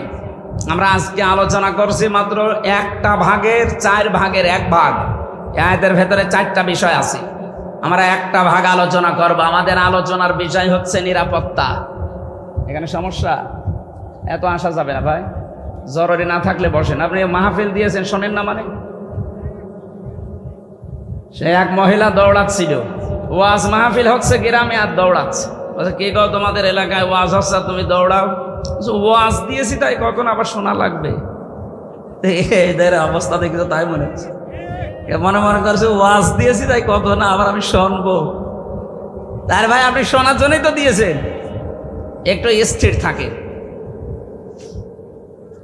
আমরা নামকরণ আছে, ঐতিহাসিক প্রেক্ষাপট আছে, সানে নজরুল আছে, আবার বাংলা অর্থ আছে মাতৃভাষায়, এরপরে বাস্তব ব্যাখ্যা আছে, মূল শিক্ষা আছে। এইগুলো নিয়ে তাফসীর করা লাগে। এগুলো অধিকাংশ জায়গায় আপনারা আলেমদের মুখে শোনেন যে নামকরণ কেন হয়, ঐতিহাসিক প্রেক্ষাপট, নাজিল হওয়ার কারণ কি, শানে নজরুল যেটা বলে, বাংলা অর্থ কি। আমরা এইদিকে এগিয়ে যাই। তাফসীর করতে হলে কমপক্ষে এই আগের আয়াত পরের আয়াতের সাথে সম্পর্ক কি, এর সাথে যোগসূত্র কি আছে, এটা আগে জানা লাগে। আমরা এখানে শিরকের বিষয়গুলো আলোচনায় আছে। আল্লাহ পাক আমাদেরকে নিরাপত্তা দিতে চান। আল্লাহ এইভাবে তার কুদরতি আঙ্গুল, মনে হচ্ছে এই আমাদের এই ঠাকুরগাঁ কি হরিপুর, এদের দিকে এইভাবে দিয়েছেন। এই যে উলাইকা, উলাইকা শব্দটা ইসমে ইশারা। আল্লাহ বলেন এই যে এই মানুষগুলো, উলাইকা লাহুমুল আমনু, তাদের জন্য নিরাপত্তা। সুবহানাল্লাহ বলতে পারেন না? এখন নিরাপত্তা পেতে হলে কি কি করা লাগবে, এর আগে সেই গুণগুলো আছে, আমরা ওইগুলো দেখি আমাদের ভেতরে পাওয়া যায় কিনা। আমরা সব সময় নিরাপত্তা, স্বস্তি, শান্তি এর পক্ষে নাকি? আমরা নিরাপত্তা চাই না, শান্তি চাই না, স্বস্তি চাই না। নিরাপত্তা এখনো পর্যন্ত আমরা পাচ্ছি না। আজকে ওসি সাহেব এসেছিল তদন্ত, একজন প্রশ্ন করছিল, দেখলাম যে আমাদের এলাকায় ডাকাতি, চুরি, এই ছেঁচড়া এগুলো বেড়ে গেছে, আপনারা কি করবেন? চেষ্টা চালাচ্ছে ওনারা। এখন এইগুলো বন্ধ করার জন্য যে নিয়ম নীতি, ঔষধ আল্লাহ দিয়েছে, ঔষধ যদি জায়গা মতো না পড়ে ও জীবনও বন্ধ হবে না। আমরা যেহেতু নিরাপত্তা চাচ্ছি, আর আসল নিরাপত্তার মালিক আল্লাহ। কে? আজকের বিষয় কি বললাম বলেন তো? নিরাপত্তা। আরো জোরে বলেন, কি বলেন? আল আমনু। আল আমনু মানে নিরাপত্তা, শান্তি। আমার আল্লাহর একটা নাম সালাম। সালাম কার নাম? আল্লাহ বলেন আমি শান্তি দেওয়ার একচ্ছত্র মালিক। এটা যদি কেউ কিনতে পাওয়া যেত তাহলে পৃথিবীতে গরিব মানুষ অশান্তিতে থাকতো 24 ঘন্টা। কিন্তু তামাম দুনিয়ার জরিপ দেখেন, সব চাইতে বেশি শান্তিতে থাকে গরিব মানুষগুলো। রাতের বেলা ওদের যে ঘুম হয়, ট্রাকের চাকা আপনি মনে করবেন বাস্ট হয়ে গেছে। আর ধনী মানুষকে আমি তো বহু জায়গায় মিশেছি। বাংলাদেশে যারা সবচাইতে বড় ধনী ধনী মানুষ, আকিস গ্রুপের ওপরে 3 জন ধনী মানুষ থাকলে আকিস গ্রুপ একটা, তাদের সাথে আমি ছিলাম, আমি দেখেছি, এখনো আমি তাদের চাকরি করি, আমি তাদের খতিব। এই মানুষগুলো রাতের বেলা ঘুম আসে না। এরা পাওয়ারওয়ালা বড়ি খায়, সিটাক্সিন খায়, কশিয়াম খায়, তাও নর্মালটা না, একেবারে হাই পাওয়ারে। এরপরও ঘুম আসতে চায় না, না জানি কখন কোন ফাঁক দিয়ে কে আবার কিছু মেরে দেয় কিনা। আর ট্রাকের চাকা বাস্ট হয়ে যাইলে যে শব্দ হয়, এরকম নাকের আওয়াজ দিয়ে ঘুমাচ্ছে ট্রাকের চাকার পাশে। কোনো বড়ি খাওয়া লাগে না। এক কথা বলে না কেন? শুধু ডাল আর আলু ভর্তা দিয়ে খেয়ে 8 ঘন্টা মরণের ঘুম ঘুমাচ্ছে। এই জন্য শান্তি দেওয়ার একচ্ছত্র মালিকানা আল্লাহর। আর এই শব্দটা আল্লাহ নিজের জন্য খাস করে নিয়েছে, সালাম। সালাম, সালাম কার নাম? আর দুনিয়াতে সালাম নেই? আছে, কিন্তু এরা সালাম না, এরা আব্দুস সালাম। পৃথিবীর বড় বড় বিপদগুলো আল্লাহ নবীদের উপরে দিয়েছিলেন, কারণ তাদের ঈমান একেবারে উচ্চ পর্যায়ে ছিল। এর চাইতে নিম্ন বিপদ আল্লাহ দিয়েছিলেন যাদের ঈমান আরেকটু দুর্বল ছিল। এদেশে সত্যিই যারা ঈমানদার, যাদের ঈমান সঠিক মাত্রায় উপরে উঠে গেছে, নবীদের অনুসারী যারা, তাদের বিপদ আপদ বেশি। আর যাদের ঈমান আমাদের মতো ছোটখাটো নিভো নেব, তাদের বিপদ আপদ কম। আল্লাহ জানে এদের যদি বিপদ দেয় একেবারে বেঈমান হয়ে যাবে। আমরা যারা ঈমান পাইনি, আমরা ঈমান যারা এনেছি সত্যি সত্যি, এই মানুষগুলোকে ঈমানের উপরে টিকে থাকার জন্য যে কাজগুলো সামনে আসবে, প্রথম কাজ হচ্ছে ওয়ালাম ইয়ালবিসু ঈমানাহুম বিজুলমিন। তারা যেন কলুষিত না করে তাদের ঈমানকে শিরিকের সাথে। এই পৃথিবীতে যত পাপ আছে আল্লাহর দৃষ্টিতে সবচাইতে বড় পাপের নাম হচ্ছে শিরিক করা। আমি যদি এখন বাড়িতে গিয়ে দেখি আমার স্ত্রীর কাছে অন্য কেউ শুয়ে আছে, আমার যেমন খারাপ লাগবে। আল্লাহ আমাকে যেমন নিজের হাতে বানিয়েছে, এখানে কারো কর্তৃত্ব নেই, কারো কোনো হাতও নেই। মা বাবা বিছানায় ছিল এতটুকু, বাকি যা করার কে করেছে আমার উপরে বলেন তো? এই যে মানুষ জন্ম নেওয়ার পরে ভেতরে চারটা জিনিস আছে, ফাঁকা থাকে, এই নালীগুলো। যারা জন্মের পরে আল্লাহ নিজের তরফ থেকে এইটে দেয়, এটা যদি ওটা এইটে না দিত তাহলে ওইটার জন্য কমপক্ষে আপনারা দুনিয়ায় ওটা ঠিক করার জন্য, এখন বাংলাদেশ যে চিকিৎসা সিস্টেম, এই সিস্টেম অনুযায়ী প্রতি মাসে 4 লক্ষ করে টাকা লাগতো শুধু ওই 4টা ফোঁটা বন্ধ করার জন্য। আমার এক পরিচিত মাওলানা ছেলের এটা হয়েছে, জন্মের পর ওটা ফোঁটা বন্ধ হয়নি, ওটা এই হাওয়া অবস্থায় ছিল। আল্লাহ দয়া করে আমাদেরকে বন্ধ করে দিয়েছিলেন, এই জন্য টাকাগুলো লাগে না। বিশ্বের যে সমস্ত উন্নত দেশগুলোতে আমি চিকিৎসার জন্য এখানে গিয়ে দেখেছি কত মানুষের কত রোগ। এই যে আল্লাহ আমাকে বানানোর পেছনে কারো সাহায্য সহযোগিতা নেননি, মা বাবার মাধ্যমে দিয়েছেন। এই জন্য আল্লাহর কাছে সবচাইতে ঘৃণিত, ওনার সাথে যদি কাউকে আমরা অংশীদার বানিয়ে দেই, হয়তো তার ক্ষমতার সাথে, তার পাওয়ারের সাথে, তার নিয়ামতের সাথে, তার আইনের সাথে, যে কোনো জিনিসের সাথে যদি কেউ আল্লাহর সাথে কাউকে যোগ করে দেয়, ওই স্বামীর মতো আল্লাহ রেগে যায়। শিরিকের 1 নম্বর অর্থ হচ্ছে আল্লাহ যেটা পারে ওইটা অন্য কেউ পারে, এই বিশ্বাস করার নাম শিরিক। এ বিশ্বাস এখানে অনেক মানুষ বসে আছেন, আমি যেহেতু আমার দায়িত্ব পৌঁছিয়ে দেওয়ার, এই নিয়ত নিয়ে বলছি। মানবেন না মানবেন আপনার ব্যাপার। আল্লাহু আকবার যারা বলেন, আল্লাহু আকবার মানে আল্লাহ সবচাইতে বড়, আকবারের পরে পেশ আছে শেষে, আল্লাহু আকবারু। এসমে এই যে আকবার, এটা সবচাইতে বড় শব্দ। আরবিতে এর চাইতে বড় শব্দ আর নেই। এটা দ্বারা বোঝাতে চেয়েছে যে আমি আল্লাহর চাইতে বড় যেমন কেউ নেই, আমার চাইতে ক্ষমতাশালীও কেউ নেই। এই জন্য বাংলাদেশে একটা শিরিক, এই সমস্ত ক্ষমতার উৎস আল্লাহ, কিন্তু আমরা অনেকেই বিশ্বাসী আছি ক্ষমতার উৎস জনগণ। যাদের এটা আছে আপনারা পাল্টাবেন। এই বিশ্বাস থাকলে আপনি শিরিকে আছেন। আর শিরিক যদি কেউ জাররা পরিমাণ নিয়েও মারা যায়, কিয়ামতে ওর আমল নামা যাই হোক, নামাজ রোজা দান সাদগা যাই করুক, ওটা ধলিকণার মতো ওর মুখের উপরে নিক্ষেপ করবে। এটা আমি আপনার ক্ষতি করার জন্য বললাম নাকি?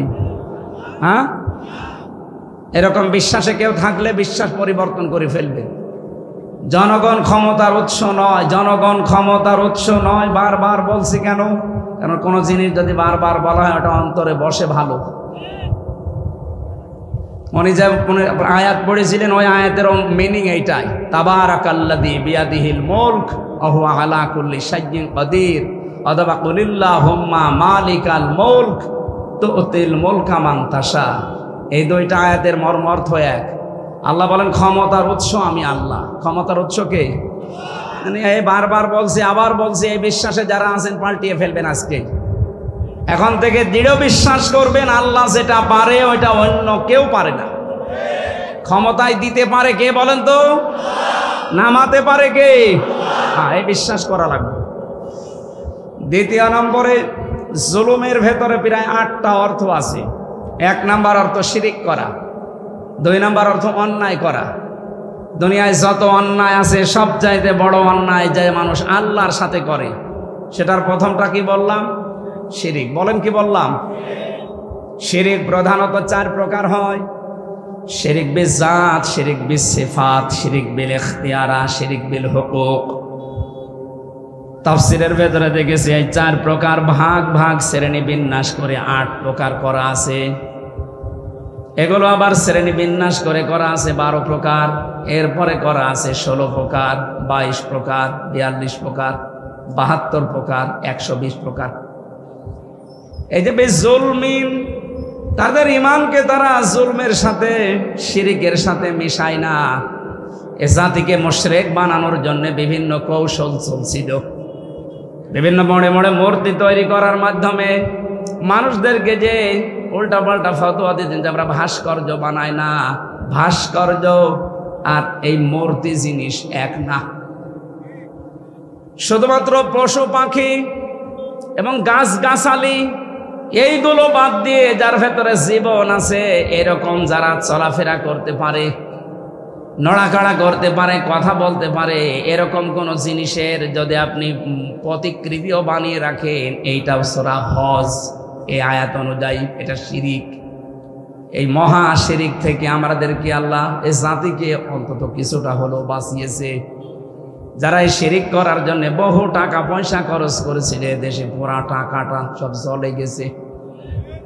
আমাদের জীবনে আমল ঈমান কম থাক, ব্যক্তি পর্যায়ে যতটুকু যে কাজ করে যাচ্ছেন আল্লাহ ইচ্ছা করলে মাফ করে দেবেন, কিন্তু শিরিকের কোনো অপরাধ যদি কারো জীবনে থাকে আর এইটা নিয়েই যদি আপনি মারা যান, আপনি বিশ্বাস করেন আপনি জান্নাত পাবেন না। ইন্নাল্লাহা লা ইয়াগফিরু আইয়ুশরাকা বিহি ওয়া ইয়াগফিরু মা দুনা যালিকা লিমান ইয়াশা। দুনিয়ায় আমি যদি ইচ্ছা করি আল্লাহ সব অপরাধ বান্দারে মাফ করে দিতে পারবো, তো শিরিক করলে মাফ হবে না।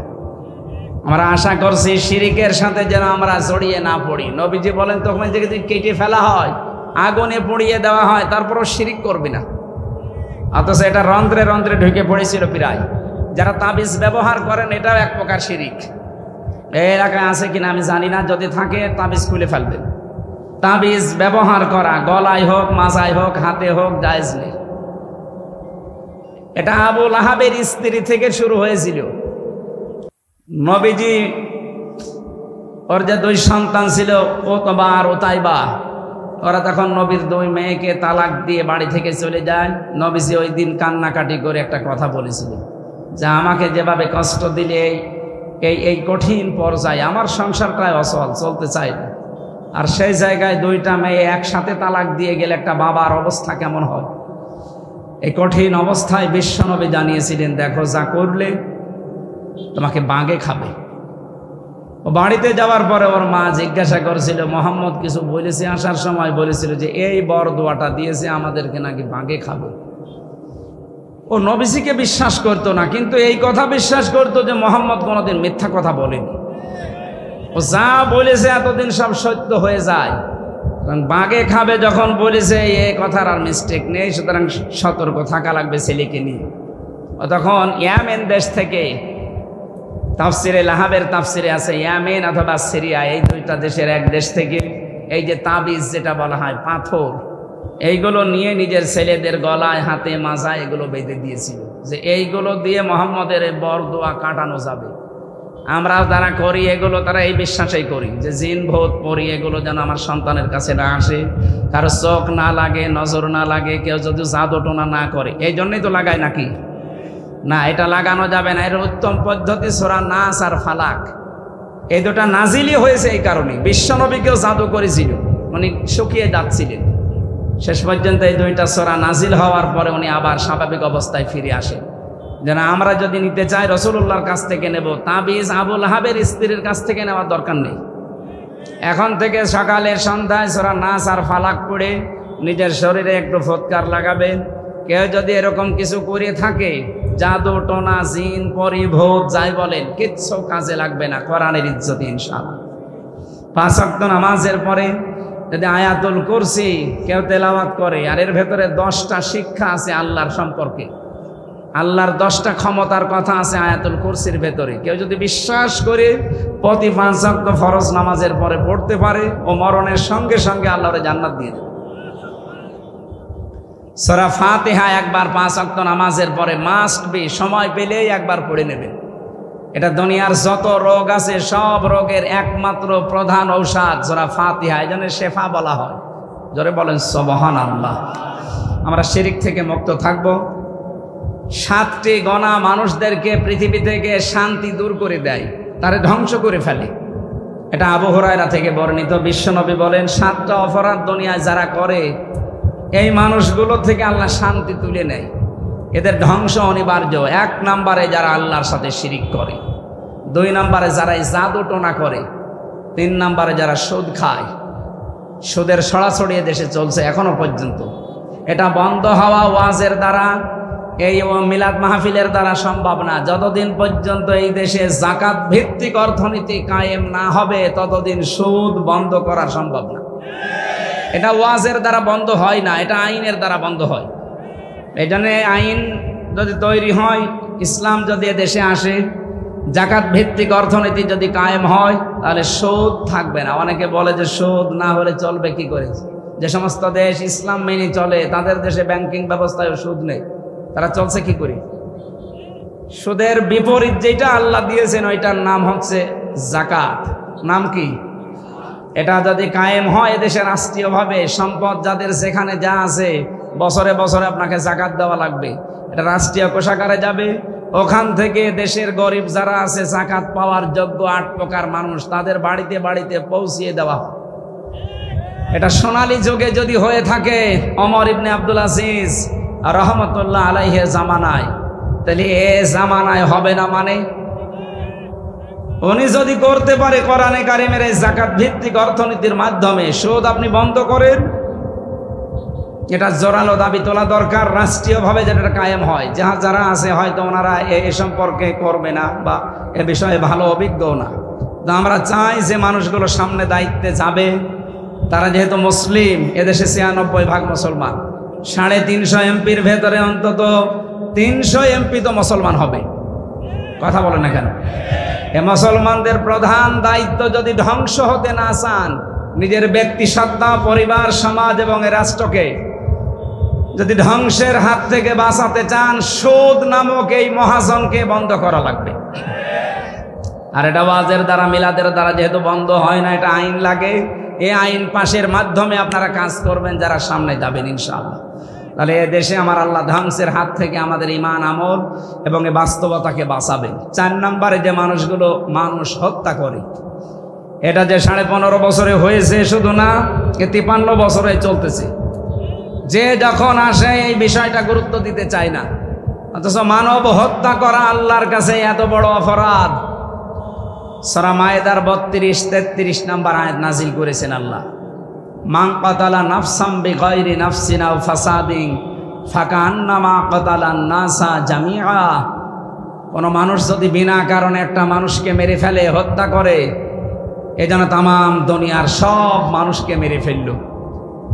আমান আহইয়াহা ফাকান্নামা আহইয়ান নাসা জামিআ। কেউ যদি কাউকে বেঁচে থাকার একটা অবলম্বন তৈরি করে দেয়, একটা কর্মজীবন বানিয়ে দেয়, তাকে বেঁচে ছেড়ে দেয় বাঁচার জন্যে, ও তামাম দুনিয়ায় মানুষকে বাঁচিয়ে দেওয়ার মতো সওয়াব পেল। সুতরাং আমরা মানুষকে মারব না, আমরা মানুষকে বাঁচাতে চাই। আজ হাজারো মানুষ আমরা মানুষের মাথার উপরে বোঝা আর বোঝা আর বোঝা দিয়ে যাচ্ছি। এদেশে এখন যত ঋণ, এক একটা মানুষ এখন জন্ম হলেই 1 লাখ টাকা তার মাথার উপরে ঋণ। যারা দায়িত্ব ছিল অবশ্যই ঋণটা তারা দিয়ে গেল আমাদের। কথা বলে না কেন?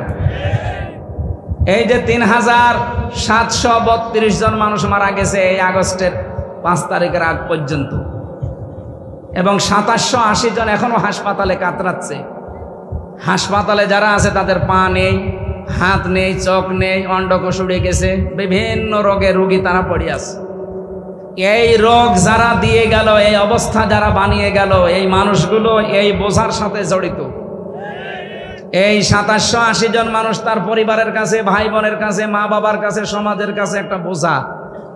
এই কথা বলছেন না? কারণ এই বোঝা যারা দিয়ে গেল তারা নবীর উম্মত হতে পারে না, কারণ নবীজি সারা জীবন বোঝা বহন করেছেন, আর আপনি আরো বোঝা আমাদের উপরে দিয়ে গেলেন।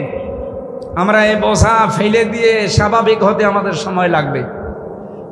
আর এটা করার জন্য সবচাইতে উত্তম মাধ্যম একটা নির্বাচিত সরকারের হাতে এই দেশটা তুলে দেওয়া, নয়তো ষড়যন্ত্র যা হচ্ছে থামবে না। যতদিন ইউনূস সাহেব আছে, ষড়যন্ত্র, এই চক্রান্ত চলছে, আরো বেশি হবে। যতদিন পর্যন্ত নির্বাচনের মাধ্যমে নির্বাচিত সরকারের হাতে এই দেশটা দেওয়া না হবে, যখন দিয়ে দেবেন তখন বাইরের এই হাউ খাউগুলো বন্ধ হয়ে যাবে। আমরা আশা করি যারা দায়িত্বে আছেন খুব অল্প সময়ের ভেতরে সম্মানজনক একটা সময় নিয়ে তাড়াতাড়ি করে একটা নির্বাচিত সরকারের হাতে দেশটা তুলে দেবে। এই কথা বলছেন এখানে। মানুষ হত্যার সাথে যারা জড়িত ছিল, বিশেষ করে গণহত্যা, প্রতিটি হত্যার বিচার যদি দেশে না হয়, আগামীতে যারা আসবে তারাও আরো ডবল করে হত্যা করবে। আমরা চাই এটা নির্মূল হয়ে যাক। কিয়ামতের আগে এই দেশে যেন অবৈধ হত্যার কেউ শিকার না হয়। কথা বলেন ঠিক কিনা? এটা অন্ধ হওয়ার জন্য বিচার দরকার। যে যেখানে প্রমাণ হচ্ছে যিনি হত্যার সাথে জড়িত, কোরআন অনুযায়ী দেশের যে প্রচলিত আইন আছে এটা অনুযায়ী বিচার করেন, ও এমনি দুনিয়া থেকে বিদায় নেবে। কারণ মার্ডার করলে তাকে মার্ডার করা লাগে, এটা রাষ্ট্রীয়ভাবে আইন প্রচার আছে, এটা করুক। হত্যা করলে এই দুনিয়া ধ্বংস হওয়ার পেছনে কারণে 4 নাম্বার। 5 নাম্বার কারণ হচ্ছে জিহাদের ময়দান থেকে পলায়ন করা। এদেশের মানুষ যে এই যুদ্ধের ময়দান থেকে পালায় না, প্রমাণ আমরা পেয়েছি। 71-এও পালায়নি, 24 সালেও পালায়নি। সামনে যদি আবার যুদ্ধ করা লাগে, এদেশের মুসলমানেরা পালাবে না। জালেমদেরকে বিদায় দিয়েছে, আবার যদি কেউ জুলুম করার জন্য আসে তাকে ওইভাবে বিদায় দেওয়া হবে। 6 নম্বরে ওই মানুষকে আল্লাহ ধ্বংস করে দেয় যারা সতী সাধবী নির্দোষ মানুষের উপর একটা তহমত লাগায়, বিশেষ করে নারীদের উপরে। বহু মানুষকে বিনা কারণে আন্দাজে উল্টাপাল্টা মামলা দিয়ে তার জীবনটা নষ্ট করে দিয়েছে এই বাকি সরকারগুলো। আমরা সামনে এই পুনরাবৃত্তি যেন না হয়। 7 নম্বরে গণার কাজ হচ্ছে ধ্বংস করে দেয় আল্লাহ তাদেরকে যারা দুনিয়াতে মা বাবার অবাধ্য সন্তান। আমি সহ যারা আছি আমরা যেন মা বাবার অবাধ্য হয়ে দুনিয়া থেকে বিদায় না নেই, তাহলে দুনিয়াও শেষ হয়ে যাবে, ধ্বংস হয়ে যাবেন আপনি আল্লাহর ভাষায়, আর আখিরাত তো আছে। আল্লাহ আমাদের হেফাজত করুন, বলেন আমিন। শান্তি পাওয়ার জন্য এই 7টা অপরাধ থেকে মুক্ত মাস্ট বি হওয়াই লাগবে। 1 নম্বরে শিরিক, 2 নম্বরে জাদু, 3 নম্বরে সুদ, 4 নম্বরে মানুষ হত্যা, 5 নম্বরে জিহাদের ময়দান থেকে পলায়ন করা, 6 নম্বরে সতী সাধবী নারীর প্রতি মিথ্যা অপবাদ দেওয়া, জেনার তহমত দেওয়া, 7 নম্বর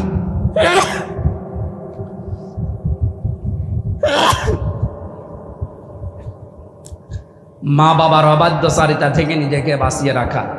কোরআনে কারিমে আল্লাহ মা বাবা সম্পর্কে যত তথ্য দিয়েছেন সব জায়গায় তিনি ব্যাখ্যা দিয়েছেন। আল্লাহ পাক বলেন ওয়াখফিদ লাহুমা জানাহাল যুল্লি মিনার রাহমা ওয়াকুর রাব্বিরহামহুমা কামা রাব্বায়ানি সাগীরা। হে পৃথিবীর সন্তান যারা এসো, তোমাদেরকে বলছি তোমাদের এই হাতের যে ছায়া আছে এই ছায়াটা মা বাবার উপরে বিছিয়ে রাখো। শুধু এভাবে বিছিয়েই শেষ করে দিবা না। এই জিল্লুন শব্দের ভেতরে আছে নম্রতা। আল্লাহ এখানে ডানা শব্দটা ব্যবহার করেছেন, জানা হাদ্দুল্লি মিনার রহমা। মানুষের কিন্তু ডানা হয় না, মানুষের হয় পাখা, হাত। মানুষের কি হয়? আল্লাহ ডানা দিয়েছে, এই কারণে মানুষের হাতের ভেতরে কোনো মোলায়েম নরম কিছু নেই, সব শক্ত হাড় দিয়ে বানানো। আর পাখির ডানা আল্লাহ ধার করে লাগিয়ে দিলেন এই আয়াতে, এই কারণে, কারণ পাখির ডানার ভেতরে পর আছে, পালক আছে। এত মোলায়েম, এটা এত সফট, এত কোমল, একটার সাথে আরেকটা যখন লাগে, এর নিচে যখন মানুষ অবস্থান নেয়, ওই জায়গাটায় মানুষ না, যখন ওর বাচ্চারা অবস্থান নেয়, তখন একটা কিচির মিচির আওয়াজ দেয়। বাংলাতে এটার নাম বলা হয় অনির্বচন সুখ। দুনিয়ার বান্দা বান্দি যারা মা বাপ যাদের আছে, যাদের মারা গেছে, তাদেরকে আল্লাহ ধ্বংস থেকে বাঁচার জন্য এটা জানিয়েছেন, মা বাবা যাদের আছে তাদের ওপরে এভাবে ডানা বিছিয়ে ধরবা, তারা যেন মনে করে আমার হামজা থাকতে অন্তত আমাদের আর চিন্তা নেই। বলেন সুবহানাল্লাহ। যদিও আমাদের মা বাবারা এই আশা আমাদের ওপরে আর এখন ভরসা করতে পারছে না।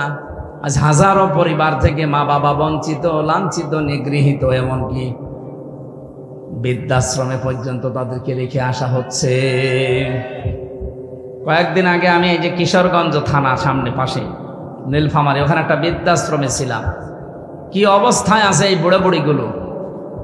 এদের অবশ্যই সন্তান আছে।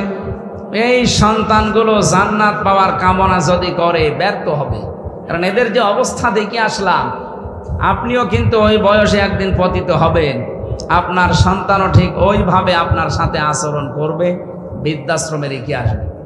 আর আমাদের শিক্ষা ব্যবস্থার যে হাল, যা করিয়ে ফেলেছে এই 15.5 বছরে, যদি এর ভেতরে ইসলাম পুঙ্খানুপুঙ্খানু প্রবেশ করানো না যায়, এই শিক্ষা নিয়ে সামনে আরো মানুষ সব বৃদ্ধাশ্রম বানাতে উদ্বুদ্ধ। কারণ এই শিক্ষায় মা বাবার সাথে কোনো সম্পর্ক নেই। ছোটকাল থেকে ওই যে আমেরিকায় যেভাবে হচ্ছে, তার বাচ্চাকে তারা কোলে করে ঘুরে বেড়ায়, আর নিজের বাচ্চাকে হুইল চেয়ারে করে ঠেলে। আমাদের অবস্থাও সামনে এইটাই হবে যদি আমরা এখনো পর্যন্ত ইসলামকে শিক্ষায় বসাতে না পারি। বিচার ব্যবস্থা বলেন, চিকিৎসা বিভাগ বলেন, শিক্ষা বলেন, প্রশাসন বলেন, যত জায়গা আছে, মুসলিম হিসাবে আমাদের দাবি উঠুক যে আমরা ইসলাম চাই। এক কথা বলেন। 53 বছর বহু কিছু আমরা দেখেছি, কাঙ্ক্ষিত মানে শান্তি পাইনি।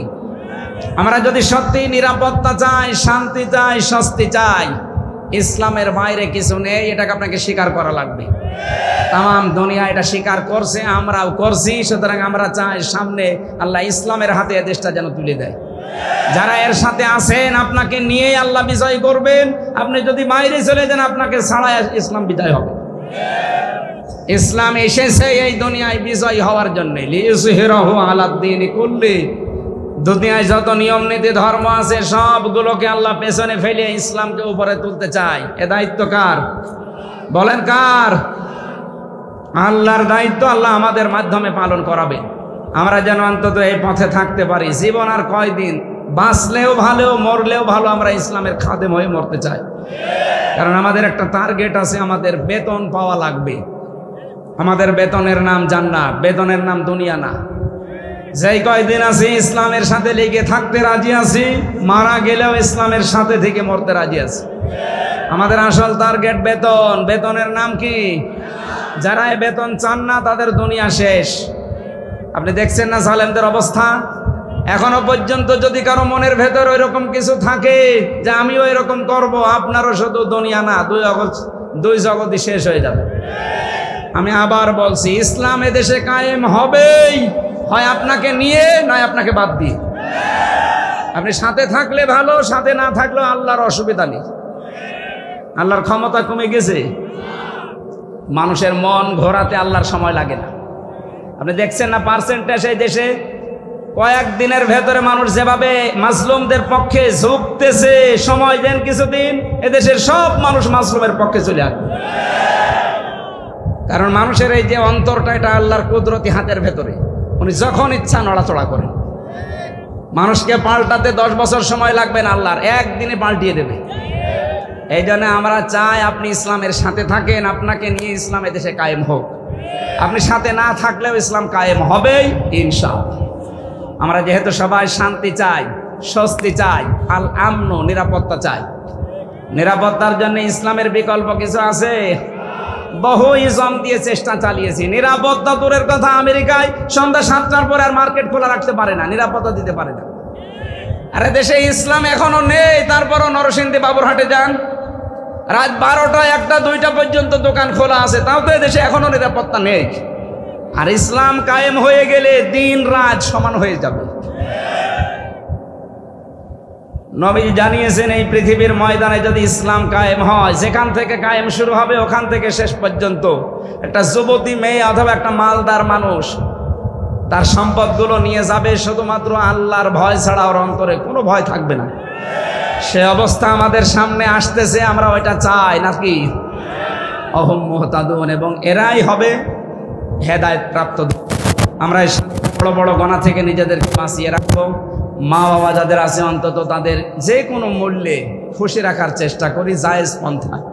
আল্লাহ আমাদের জন্য যেন বানানো যে জান্নাত আছে মা বাবার খেদমতের দ্বারা, হমা জান্নাতুকা হমা নারুকা, মা বাপ তোর জান্নাত, মা বাপ তোর জাহান্নাম। আমি সহ যারা এসেছি, যাদের বেঁচে আছে খেদমত করে খুশি রাখি, মারা গেছে তাদের জন্য নামাজ, কোরআন এবং দোয়া করে আল্লাহ তাদের মর্যাদা যেন বাড়িয়ে দেয়।